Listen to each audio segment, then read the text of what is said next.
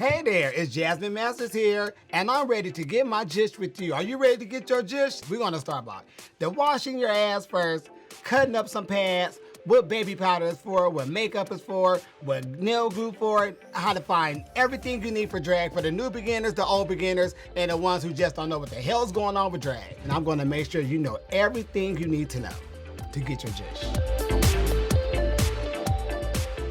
All right, here we go, Jish. The first thing you must do before you get in drag is to wash your ass. It's very important that you take the time to wash your ass, okay? We don't want stinky drag queens. That's not cute for us. Okay, so once we wash thine ass, you must shave. Now see, for me, myself, and I can't use a razor because this scar right here is how I got this scar because of the razor. So I use and I get them all up and through there. And then I like to get a nice little cream of a bump stopper or something and put on my face, moisturize it to make sure I don't get them ingrown hairs. So when I do this, you won't see the little bumps that look like nastily crunch, because that's not my type of jig, okay? Then I like to use a glove.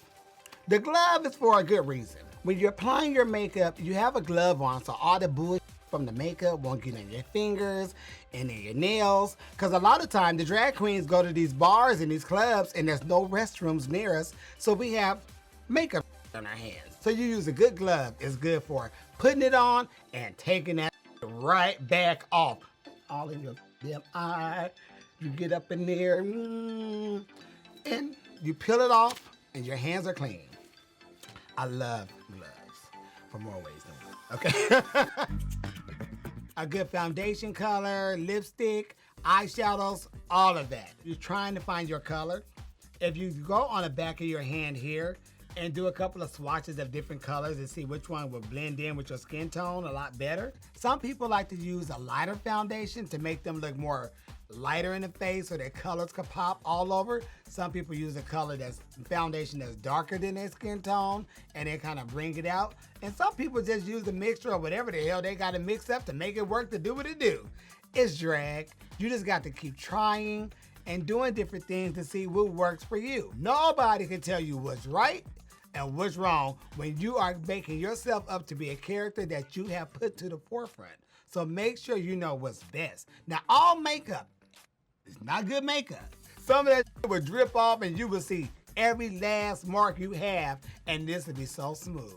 But you have to know what makeup is good for your skin, because everybody's skin is not the same. You have to know what like if you're oily skin, what makeup work for oily skin? If you're dry skin, what makeup work for dry skin? Now, how do you know? Test and trial. Spend a little money to see which one's gonna work for you. But when you find out what's the best product for you, then you don't have to spend your money on buying other bullshit. Because some things we just not gonna change. Foundations is like once you find a good foundation, you're not gonna change it because you know for a fact that foundation works for you. A lot of the expensive stuff to me is just a name on the same product that's in the dollar store. A lot of the dollar stuff work better than the expensive stuff. No names included, no names involved. So just try it on. You can never go wrong, I feel. It's drag, have fun, it's fresh yourself. What's in the inside? You wanna look like Bozo? Be Bozo. Do it. Be Bozo. You fine? Be Bozo. You wanna be Tina Turner now? Be Tina Turner now. Just go with it. Just have fun. Put the makeup on. You can't go wrong. If you put too much on, blend it down. If not, wipe it off and start the hell over. So find out what works for you, and then you will know how to get yours just like me. Makeup brushes are very important. Use your own, because when you use somebody else's makeup brush, especially something around the eyes, you could get an eye infection. So many queens have got eye infections by using another girl eyeliner pencil, her angle brush, anything dealing with your face and makeup and lips and everything with brushes. Try to stay away from it. I'm not saying that the girl is dirty, but you don't know how this hoe done washed her ass and her brushes. But if you happen just to use someone else's, have some alcohol and clean the brush off. It's very good to clean your brushes off because you don't want to get eye infections or no rash or anything because all the bacteria. You know, there's a whole lot of different things you could do with your eyes because it's just makeup and different tricks and stuff. But one thing I have noticed and learned is the eyelash. It's something about the eyelash. You have to play around with these eyelashes because I can't wear the big eyelashes. They don't look good on me. I started using smaller ones and I did different shapes and different sizes to see what I felt comfortable with, and that was going to give me a better look for myself. You have to do that because all eyelashes, because you see somebody wearing what, 301s or 405s or 99s or whatever the numbers be, just because that look worked for them, it may not work for you. These are like 74s, and I have 3 of these. I would put all 3 of these together to make one lash, and that'll give me a nice thick lash in case I don't have no mascara. And the size of it is just the right size because from my eye to here, that's the perfect size. They're $1. Beauty supply. Buy 10 of them. Just cut them up if you need to. Cut up 3 different ones and make one pair. That's what the big trend is now. A lot of people doing. Try different lashes and get your look right. It's just all really test and trial. It's a lot of shit going on with the makeup and all these different things. Every time you put on makeup, I hope you have a different look some type of way. If not, keep the same look. Just know what the eyelash shape is. Just please get that together. None of that, okay? Somebody asked me recently, how do you make pads? And I'm like, well, bitch, it's a lot of work. And let me show you. This is the pad that I made. And as you can see, it's a lot of marks. And this is because I was trying to shape out the right ass that I needed, okay? Making sure my ass was right. So I had different colors and marks, and this is the shape of a pad. This is what I call my shell. And this is what I call my filler. Now, when I want to have simple little body, you know, I may wear this. When I want to have a, okay, you know, she cute body, I wear that. But I want to have that, da-dun-da-dun-da, you know, the whole that be clapping it on the stage, I wear all these, because these will give me that extra, you know, small waist, big hips, big ass. I'm cute. I love padding because it adds the shape and the figure of a woman for myself, because I'm very butch. I'm very, you know, square. Now, I like my pads a little longer. Now, you see this one is long and you see this one is short because this one is the filler. This is really mainly the hip part.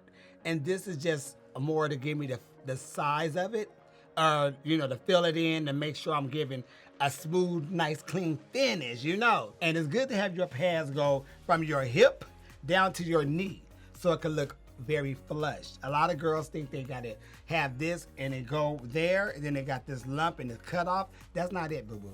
When you're wearing pads and foam and all this stuff, you gotta wear at least 6 to 8 pair of good tight, but cut the toes. You have to cut the toes out. Because if you don't cut the toes out, when you put on your stockings for your pads, you pulling your toe meat back. And baby, when your feet start burning in those tights, that is a feeling you do not want. When you're wearing a lot of pads, a lot of stockings and stuff, you have to go a shoe size and a half bigger, or you have to go a full shoe size bigger. I don't have corns. Dead toenails, bunions, ingrowns, all that, I don't have that. Because I paid attention to what I needed to do for these feet to not hurt and look like they are Tales from the Crypt, okay? These are really cute. When you are walking in heels, they have a gripper. They can be slippery and you don't want to bust your ass. You better invest some of these shoe stoppers. You gotta do that like that, see? And it fits. And your ass won't be falling. Because if you fall, everybody gonna laugh at you, including me. One time I fell and my wig came off because I was going to take a bow and didn't pay attention, and my legs went up and so did my wig, and it pew pew. Now this is a wig that I'm going to style, but I brought it here just to give you a quick, you know, rendezvous on how to get her just back in her, because she been whoa the hell. Ow! Since she is a little tangly, what I'm going to do once I get home, I'm going to sit her in some nice warm water. Let her sit, get the oil, get the hairspray, get all that type of shit, you know, kind of loosened up. I like to use some type of detergent, some type of shampoo, maybe a mixture of the both, detergent and some shampoo. And I'm gonna put this in warm water and get it all loosened up. And then I will come back and get up in there. I comb it out with a nice little brush. You gotta start from the tip. Don't go to the root. No. You go from the tip. You put a little conditioner in there. You do the same thing while the conditioner's in there. Go through it. Turn the water on in your bathtub hot. And rinse it out. Let the water go. You just rinse it. You gotta pull down. Pull down. You gotta pull it. Pull it. Then you, once you wash your wig, you put it in a towel. And you twist it. Do it like that in the towel. And you trying to wring out all the water. But when you go back and comb it through to make sure there's no tangles, hang it upside down. When you hang it upside down and you take it outside with the beautiful sun,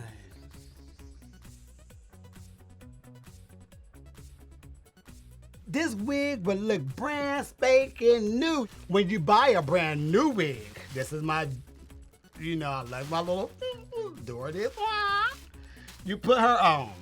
But when she is super shiny and she look like something plastic, you take a little bit of baby powder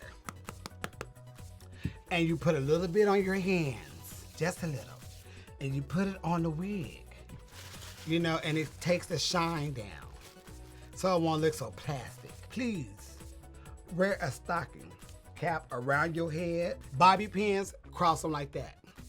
When I pin my wigs on, I cross them here. I cross them like this. I cross them on the sides. I cross them in the back here, and I cross them over there. When I'm doing this, and I'm tossing and twirling and twirling and tossing, my wig ain't going that way while I'm going this way. I don't want that look. That ain't cute that ain't my brand. Bonding glue is good for eyelashes and for your wigs. You bonding glue here, you do it like cake. You just spray it and smear it and smear it and smear it. And then you put that hoe on and then you ready.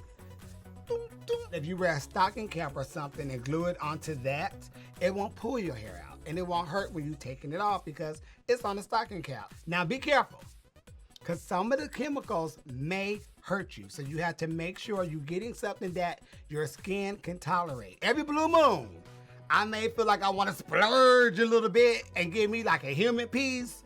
But most of the times, I'm looking for a wig that's $10 for me to put on my head and go get my judge. You have to sometimes cut the wig to make it look good on you, twist it around sometimes to make it look good on you. There's a lot of cute wigs out there that's very cheap, no tea, no shade, no pink lemonade, that you can still look good in without having to spend a whole lot of money on some damn hair.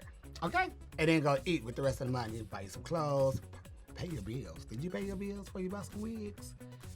Don't buy wigs if you ain't paid your bills, bitch. So now let's talk about clothing. How you find wardrobe? How do you find a shirt? How you find a blouse? How do you find a skirt in a women's store? What do you do? I don't know. I don't know, because I make most of my stuff, or I have my stuff made. When you're trying on something of a woman's size, because you know our bodies are shaped different, if you're small, do a medium, because our body builds are different. Try on the medium and see how that fit. Make sure you could do this, make sure you could do that. I hate buying women's clothes. I hate it. So I learned how to make stuff. I think it's very important for you to learn how to sew for yourself, because you cutting out the middleman. You cutting out the person messing up your fabric. You cutting out waiting on them to do your stuff. You also cutting out them taking your idea or your fabric and sewing it for somebody else who they may think is just a little bit more important than you. I got a good pattern of a dress. I took it apart where I had the sleeves and I had the body form. I lay it on the fabric and I cut, and then I go stitch. And then I had the perfect size. Why? Because everything is stretched. So I can't mess up because it's stretched. If you can't sew, or you may not have the money to pay for somebody to make you something, go to a thrift store or go to a store. Find you something. Go get you some rhinestones and some appliques or whatever the hell you need to do and juice it up. zhuzh it. Sparkle it up, applicate it up, make it look more glamorous. Find you some rhinestones, baby, and get to gluing. Hot glue, any type of glue to make sure it don't pop off. Go into a thrift store, find you something that you like. Then you take it home, rhinestone it. Add feathers, add some glitter, add this, add some pop to it. I don't know what the hell you gotta add to it. Just add some type of pizzazz to it because you don't have the money. It's okay. Nobody has to know how much you spend on anything. A lot of this be cheap anyway. Just add some zhuzh into it, pizzazz, stones, glitter, feathers, boas. Just zhuzh it up and just showtime. Celebrity lookalikes is very important for drag queens.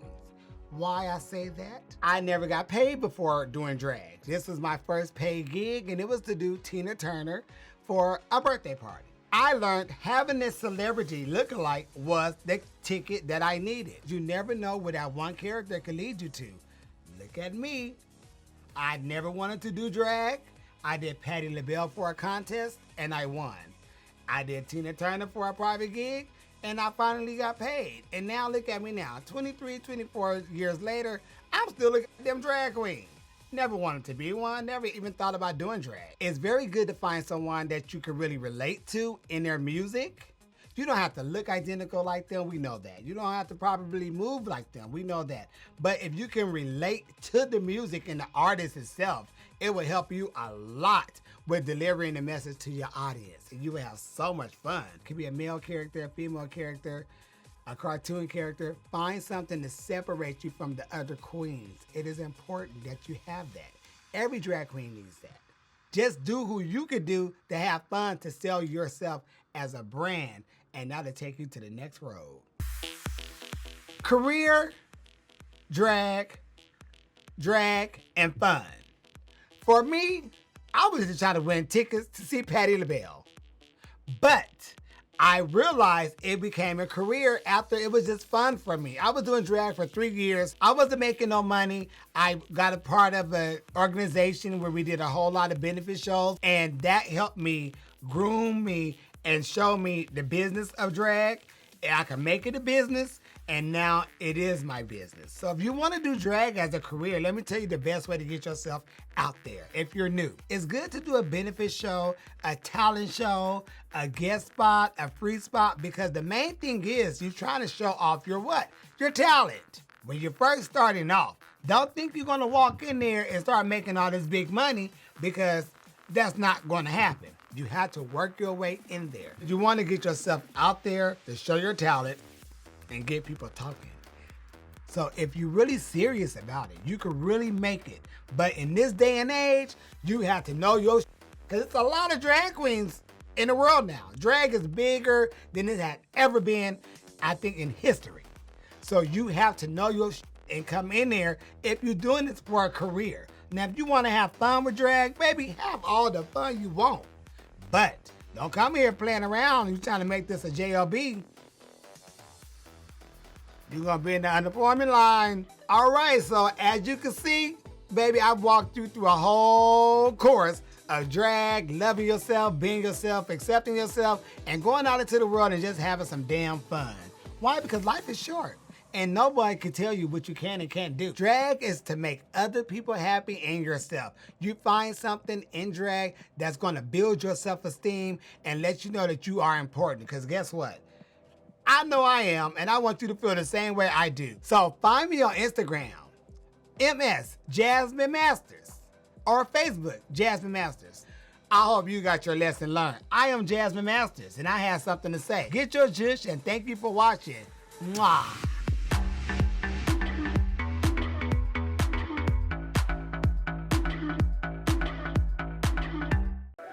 Hey, squirrel friend, when one video ends, just open up another one.